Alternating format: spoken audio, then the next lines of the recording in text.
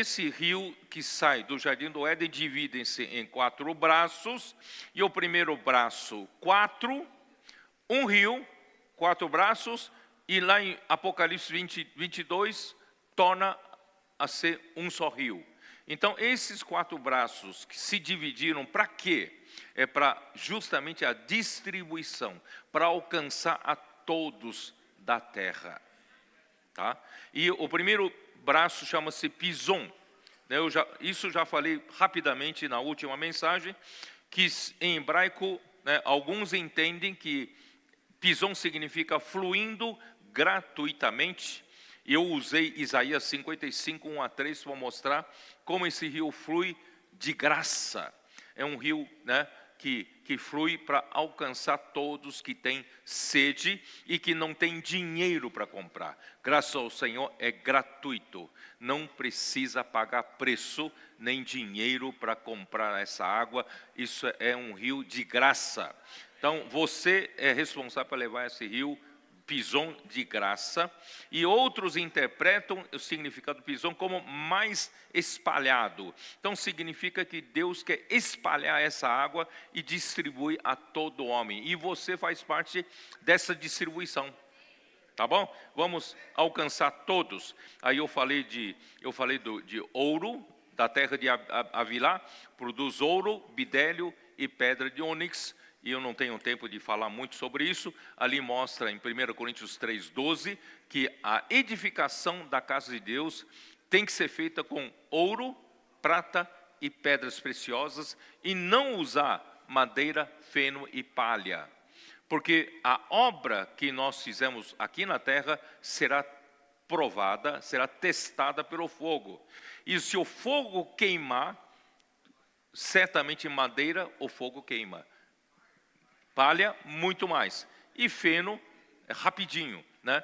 Então, irmãos, se você produzir, a sua obra de edificação for pela técnica humana, artifício humano, habilidade humana, vai queimar tudo. Mas se você usar a natureza santa de ouro de Deus, ou ouro, e usar, né, a obra redentora de Cristo, que produz uma edificação, né, com prata, e você também, né, você deixa o Espírito Santo fazer uma obra de transformação de uma pedra bruta em uma pedra preciosa, nesse processo que nós nos encontramos. Então, com isso sim, podemos edificar a igreja. E nós vimos que na Nova Jerusalém, os fundamentos da muralha da cidade são adornados de pedras preciosas, e as 12 portas serão de 12 pérolas. E a praça da cidade, ou a rua da cidade, é de ouro puro como vidro transparente. Então vamos rapidamente para o segundo rio. O segundo braço chama-se Pison. É o que circunda a terra de Cush. Versículo 13, Cush. Gion significa irrompendo, ou turbulência. Então, para essa necessidade, tem um braço que flui com turbulência, com muita força. Por quê?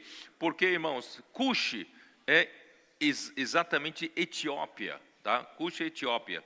E Cush significa negro, que faz, na verdade, referência em Jeremias 13, 23. Dá uma olhada, Jeremias 13, 23. Pode acaso o etíope mudar a sua pele, ou o leopardo as suas manchas? Então podereis fazer o bem estando acostumados a fazer o mal. Isso quer dizer o quê? O rio Gion, porque precisa de turbulência, precisa de uma força, né, para irromper tudo. Porque, irmãos, é para lidar com o nosso pecado. Nós nascemos pecadores. E esse rio precisa curar-nos, né, trazer o perdão dos pecados, né, pela redenção de Cristo. Então esse rio é para mostrar a nossa natureza do pecado. Precisamos do rio Gion para nos, né, curar, sair dessa natureza do pecado. E Romanos 7, né, vamos dar uma olhada rápida, 7:17. Nesse caso, quem faz isso já não sou eu, mas o pecado que habita em mim. Então, nós temos um problema grave, é que nós temos o pecado dentro de nós. A natureza pecaminosa, quando o homem caiu, enganado por Satanás, comeu da árvore do conhecimento do bem e do mal, desobedecendo contra a palavra de Deus, o pecado entrou nesse mundo e habita em nós. Como resolver esse problema? Né? Porque não sei que em mim, isto é, na minha carne, não habita bem nenhum, pois o querer o bem está em mim, não porém o efetuá-lo. Porque se não faço o bem que prefiro, e o mal que eu não quero, esse faço, mas se eu faço o que não quero, já não sou eu quem o faz, e sim o pecado que habita em mim. Quer dizer, eu não tenho liberdade, eu sou escravo do pecado. Esse pecado que entrou em mim, me faz pecar.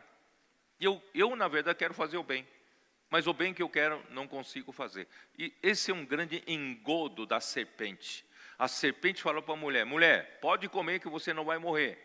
Porque no dia em que comer, você vai ser como Deus, né? Conhecedora do bem e do mal. Você vai saber o que é bem e o que é mal. Aí mulher, então comeu, tá bom. Eu vou saber, eu sei discernir o que é bem e o mal. Só que quando comeu, sabe realmente discernir o que é bem e o mal, mais ou menos, certo? Discernir o que é bem e o mal, mas o bem que a mulher quer fazer, não consegue fazer. Mas o mal que não quer fazer, o pecado manda fazer. Então o homem caiu numa cilada, numa armadilha feia. E todos nós, como pecadores, estamos nessa enrascada. Mas graças a Deus que nós temos o rio Gion. O rio Gion, irmãos, vai nos limpar disso. Por isso, né, em Isaías capítulo 1, nós entramos nessa enrascada, somos escravos do pecado, mas o Gion vai nos livrar. Vamos lá, capítulo 1, versículo 15. Pelo que quando estendeis as mãos, escondo de vós os olhos, sim, quando multiplicais as vossas orações, não as ouço, porque as vossas mãos estão cheias de sangue. Lavai-vos, purificai-vos, tirai a maldade de vossos atos de diante dos meus olhos, cessai de fazer o mal. Como é que eu vou cessar de fazer o mal? Eu não consigo, não é isso? Aí versículo 18. Vinde, pois, e arrazoemos, diz o Senhor. Ainda que os vossos pecados sejam como a escarlata, eles se tornarão brancos como a neve. Ainda que sejam vermelhos como a carmesim, se tornarão como a lã. Irmãos, aqui se refere aos pecados que nós precisamos nos livrar, ser purificados. Graças ao Senhor que pelo fluir da água, né, de Gion, né, que vai um fluxo abundante de água e muito forte de água, como um jato de água. Vocês sabem que para lavar carro, vocês precisam ter um jato forte de água, né? Vocês sabem que eu já trabalhei em posto de gasolina, não?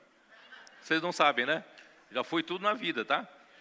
Fiz até ajudei até um matadouro na Vila Prudente, tá? Sabe, naquele tempo tinha aqueles matadouros, mata frango na hora, no sábado de manhã e vende o frango, né, fresquinho. Irmãos, eu trabalhei, levantava 4 da manhã, acendia, né, esquentava a água e matava, eu sabia matar, tem uma tesoura especial na garganta, assim, matava, né, e depois tinha que depenar, limpar, cortar, separar os pedaços. Eu já fui tudo isso, tá? Já fiz tudo isso. Então, Deus, né, não é... Ó Senhor Jesus. Então, eu já trabalhei no posto de gasolina, então já lavei o carro. Uma bomba extremamente forte, só que um bico especial, muito fino, né? E o jato sai muito forte, tão forte, que para espalhar um pouco, o lavador, ele põe um dedo aqui na frente, para espalhar um pouquinho, porque é muito concentrada, né, a água, o jato d'água. E só que se você puser o dedo aqui, corta o seu dedo, tá? Então eu tinha que pôr uma borracha, um esparadrapo, alguma coisa assim, tá, para poder espalhar um pouco. Esse jato de água tira toda a sujeira. Tá? Você joga primeiro um produto químico, depois com o jato d'água sai tudo. Tá? Então, tem coisas que só jato d'água sai. tira, né? Então, é o rio Gion, esse jato d'água, para nos limpar totalmente, tá? Não somente os pecados cometidos por nós, mas até a natureza pecaminosa. Cristo morreu por nós na cruz, né? E nós morremos com Cristo e foi crucificado com Ele o nosso velho homem. Romanos 7, né, é isso, né? Onde é? Capítulo 6, Romanos, versículo 6. Tá? Muito bem, então não tenho tempo para falar muito. E o terceiro rio é Tigre, que percorre pelo oriente da Assíria. Tigre, ou Hidekel, significa rápido. Esse rio percorre pelo oriente da Assíria. Irmãos, aproximadamente 150 anos depois de Noé, um dos filhos dele, Cã, gerou a Cush, e Cush gerou a Nimrod. Nimrod vem da palavra Mered, que significa revolta. Tá? Então, a tradução de Gênesis 10, versículo 3, dá uma olhada. 10, versículo 3, eu sempre tive problema com essa tradução. 10, versículo 3, achando que Nimrod era, né, era valente caçador no sentido positivo. Tá? Onde está? Versículo 9, foi valente. Versículo 8, Cush gerou a Nimrod, o qual começou a ser poderoso na terra, foi valente caçador diante do Senhor. Daí dizer-se como Nimrod, poderoso caçador diante do Senhor. Então, eu quando era jovem, adolescente, quando li esse versículo, puxa, Nimrod realmente um bom caçador, né? Um caçador, valente caçador diante do Senhor. De repente vamos espelhar os valentes de Davi com esse valente, mas não é. Tá? Então, o nome Nimrod vem de uma raiz que significa revolta. Então, essa tradução desse versículo seria melhor: foi valente caçador em oposição ao Senhor. Ele foi valente, como é que é? Valente caçador em oposição ao Senhor. Ele era contra o Senhor. Tá? Então, Nimrod conduziu a humanidade da sua época a declarar independência a Deus, porque aquela geração pós-dilúvio era uma geração que temia castigo de Deus, com medo de que se desagradasse a Deus, né, poderia vir outro castigo igual ao dilúvio. Então era uma geração assustada, com muito medo do castigo de Deus, e Nimrod tirou esse medo, dizendo: não precisa temer a Deus, deixa que o homem pode cuidar muito bem do homem, nós não precisamos de Deus. E declarou independência a Deus. E assim, por isso que o Salmo, vocês sabem, Salmo 2 não fala assim? Porque se enfurece as nações e os gentios imaginam coisas vãs, né? Os príncipes, né, e os reis da terra, eles querem se livrar, sacudamos as nossas algemas, não é isso? Como é que é? Nossa, vocês não se lembram? Meu Deus, vocês são mais jovens do que eu, né? Salmo 2, os reis da terra se levantam e os príncipes conspiram contra o Senhor e contra o seu ungido, dizendo: rompamos os seus laços e sacudamos de nós as suas algemas. Irmão, essa é a situação. Satanás até hoje continua conspirando, levantando uma conspiração dos líderes das nações contra Deus e contra Cristo, contra o ungido, né? E porque Satanás, na verdade, queria o lugar de Cristo. E Deus, ele não foi escolhido. Então ele tem maior ódio. Por que Caim matou Abel? Por causa de que Deus se agradou de Abel, da sua oferta, e de Caim não. E quem era Caim, irmãos? Caim, na verdade, está na figura de Lúcifer. Deus não se agradou com ele nem da sua oferta. E Deus se agradou com Cristo, que se humilhou, né, e morreu por nós. Foi obediente até a morte de cruz, e Deus o exaltou sobremaneira, né? Então, irmãos, graças ao Senhor, esse segundo filho, né, o segundo elemento, que é Cristo, foi aceito diante de Deus. Por isso ele revolta-se, ele está se revoltando. E esse Nimrod é que promoveu idolatria. Eu falei ontem lá na Cesareia, idolatria é avareza, sabia disso? Você vai dizer, mas que idolatria tem a ver com a avareza? As pessoas adoram ídolos, na verdade, para um benefício próprio. Para eu poder me